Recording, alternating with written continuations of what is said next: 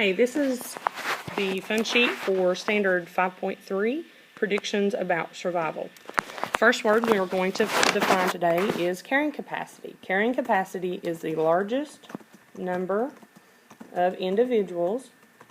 And when I say individuals, I'm talking about a species here. So we could be talking about the largest number of plants, the largest number of animals, the largest number of a rabbit. Okay, so when I say individuals, that's what we're talking about, species as a whole, okay, that can survive over time in a given environment.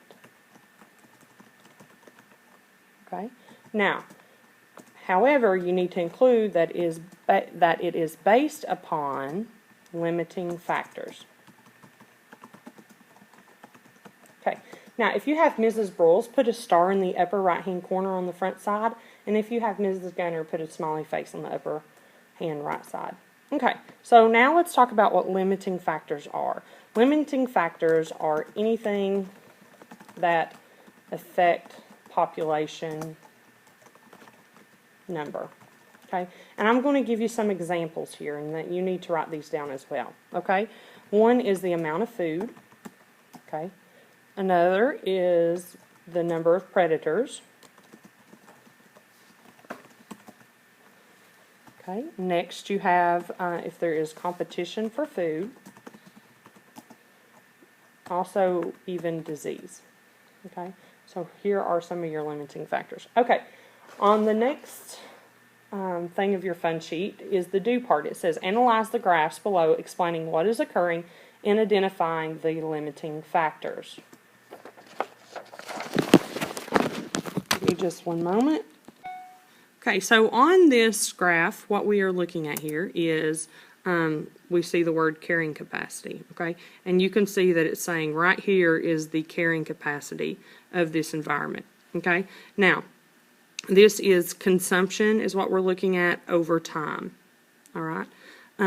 So because it says the word consumption, when we consume something, what are we talking about here? Usually we're talking about what? Food. So our limiting factor here, because it says consumption, would be consumption of food. All right. Now, this red line, even though it's not labeled, appears to be population number. So we're looking at, and I'm tracing it, I'm trying to trace it as I go. Give me just a second. Oops, sorry. I'm trying to trace it as we go. But you can see that as we reach the point where we reach our carrying capacity, we're overshooting it, which means there's more individuals consuming food than the environment's ability to sustain that amount of food. And you can see then that it starts going back down, because why would it decrease? Because there's not enough food. And you can see that it actually degraded here the carrying capacity. So here we've given the limiting factor. So now what we need to type is what the effect is, okay? So here's your effect. Because the population number, let me go here, number exceeded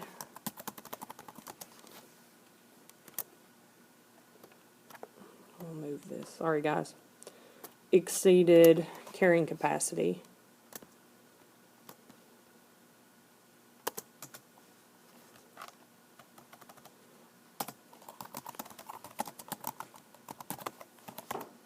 Then what happened was, because the population number exceeded carrying capacity, the carrying capacity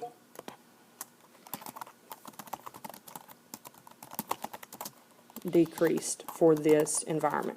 Okay, so it had a negative effect because the population number outgrew what that environment could carry in population number. Okay, so the next graph here we're looking at goes kind of along with the last one in that, and it's looking at the quantity of the food supply and looking at the population growth and the food supply. So here's my question for you that I want you to answer. Referring back to what happened in the last graph, I want you here to explain what the limiting factor is. So tell me what the limiting factor, okay? And then I want you to tell me what is possible effects of that limiting factor on population. Population doesn't have a G. Okay, all right, so I want you to do this.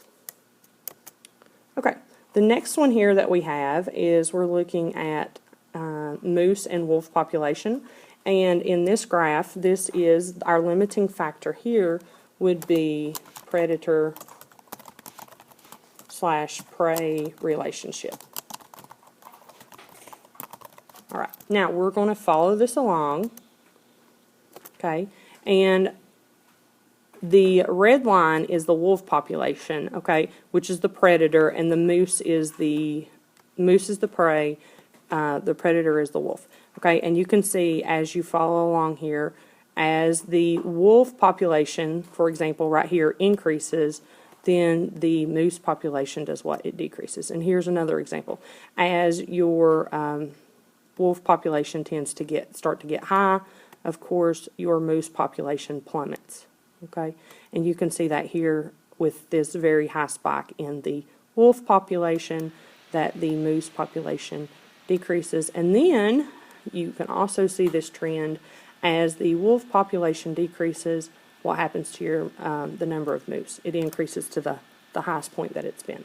Okay, so this is a predator-prey relationship. That is your limiting factor, and the effects would be as wolf population increases, okay, moose population, I'm not having enough room today, moose population decreases, okay, all right, and vice versa. And I want you to write and vice versa. Okay?